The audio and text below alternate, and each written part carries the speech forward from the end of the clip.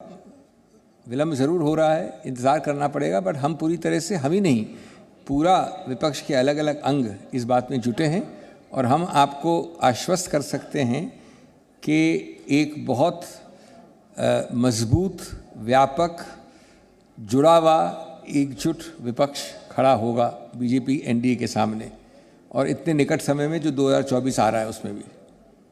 सबसे पहले महाराष्ट्र के बारे में ही आपसे जानना चाहेंगे। महाविकास आघाड़ी की सरकार चल रही थी, लेकिन इस समय वहाँ पर जो क्राइसिस है, कांग्रेस पार्टी, कांग्रेस आला कमान, उस चैलेंज को कैसे देख रहे हैं? देखिए, पहली बात, कांग्रेस एक तरीके से इसमें परिधि पे है, जिसको आउटलायर कह सकते हैं। जैसा कि शरद पवार जी ने कहा, एनसीबी भी एक परिधि में है, इसी तरह से इन्वॉल्व नहीं है, ये आंतरिक मामला है सेना का। लेकिन निश्चित रूप से कांग्रेस बहुत इससे चिंतित है और पूरी तरह से समर्थन कर रही है, क्योंकि उसका पूरा हिस्सेदारी है इस अघाड़ी में।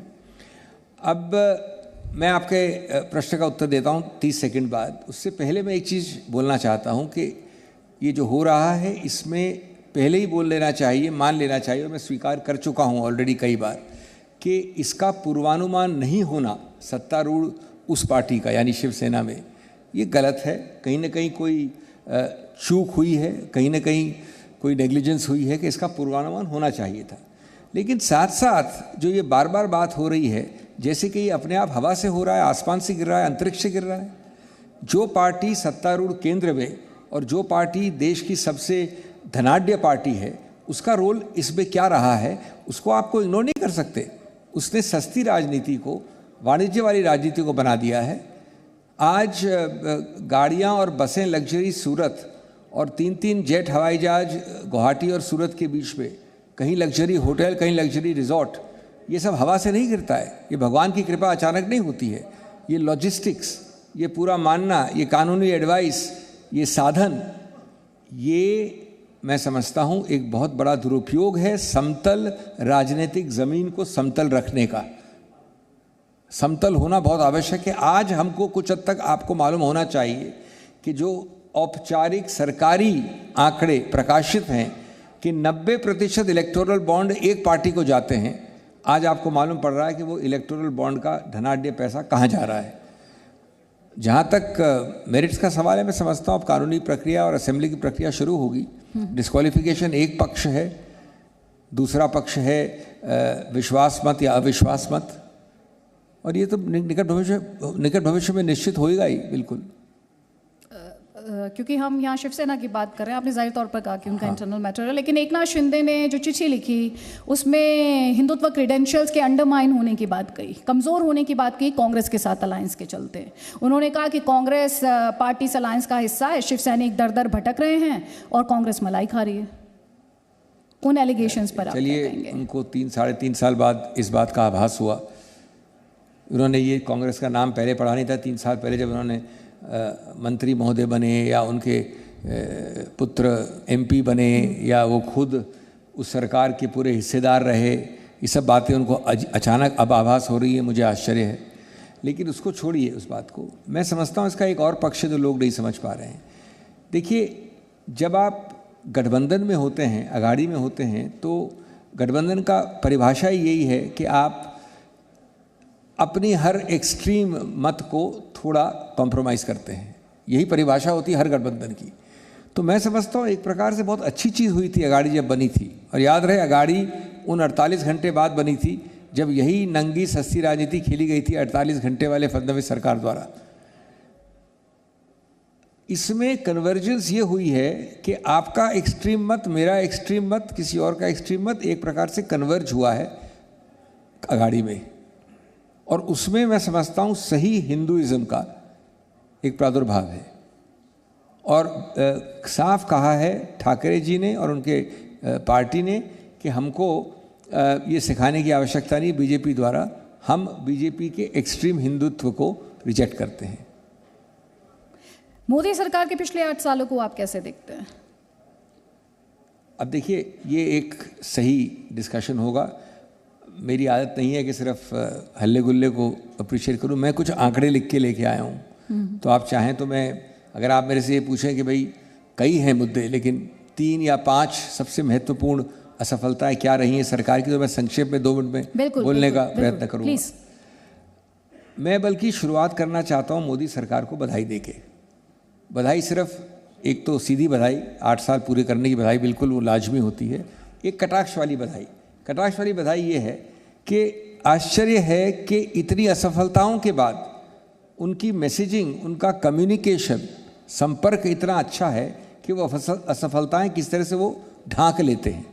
अब आप देखिए, नंबर 1 बेरोजगारी, डेमोक्रेटिक डिविडेंड जिसको हम कहते हैं, जिसके विषय में भारत गौरवान्वित महसूस करता है, डेमोग्राफिक डिविडेंड, उसको इस सरकार ने डेमोग्राफिक डिजास्टर बना दिया है।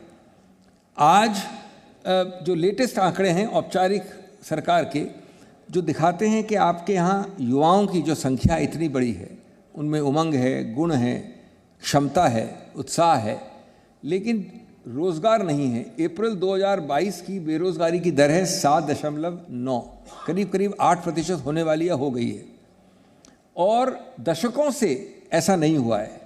कोई कहते हैं 35 वर्ष से, कोई कहते हैं 40-45 वर्ष से। लेबर पार्टिसिपेशन रेट एक महत्वपूर्ण आंकड़ा होता है, सब सरकारी आंकड़े हैं।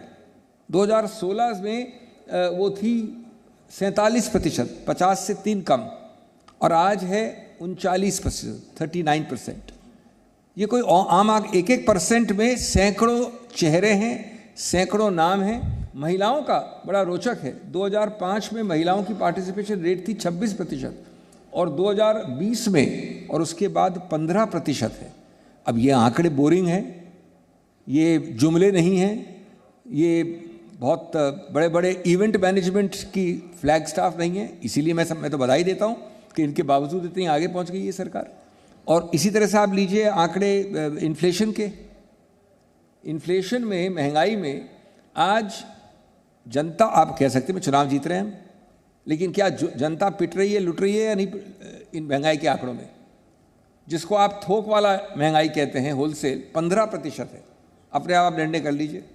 और जिसको आप खुदरा या रिटेल कहते हैं वो 7.88% है। और कहा गया कि सबसे परोक्ष, सबसे खतरनाक टैक्स अगर होता है किसी पे तो वो होता है महंगाई वाला टैक्स।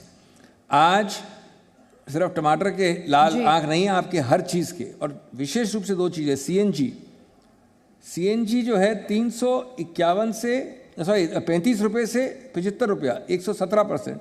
गैस सिलेंडर 2014 में 1500 रुपया, आज 2355 रुपया। मैं आपको बोर नहीं कर रहा, मेरे पास बहुत आंकड़े हैं ऐसे, लेकिन मैं आपको एक ट्रेंड दे रहा हूँ।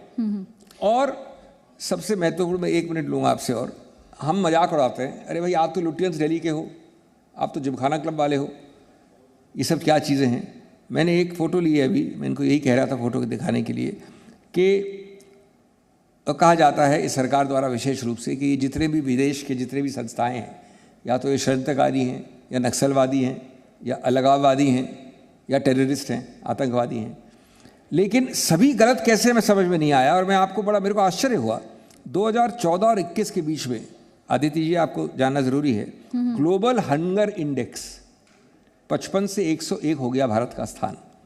फ्रीडम ऑफ प्रेस 140 से 150, ग्लोबल जेंडर गैप इंडेक्स 114 से 150, रूल ऑफ लॉ इंडेक्स 35 से 80, सोशल प्रोग्रेस इंडेक्स 1 से 2 से 115, ELI डेमोक्रेसी इंडेक्स 27 से 46, और अंतिम ग्लोबल फूड सिक्योरिटी इंडेक्स 2 आंकड़े बढ़ा है, 69 से 71। तो बिल्कुल सभी, मैं समझता हूँ कि जितनी भी संस्थाएं हैं दुनिया में, उन्होंने सबने षड्यंत्र कर लिया है मोदी सरकार के विरुद्ध। ये ग्लोबल वैश्विक इंडेक्सेस हर चीज़ में भारत को पीछे कर रहे हैं, और यहाँ हम कह रहे हैं कि कुछ हुआ ही नहीं। तो ये बधाई का पात्र है सरकार। मैं कहता हूँ इनकी मैसेजिंग, इनका कवरअप तो इससे बेहतर हो नहीं सकता कहीं।